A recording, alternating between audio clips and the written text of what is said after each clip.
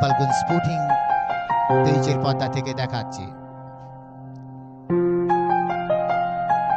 আরো একটা রান,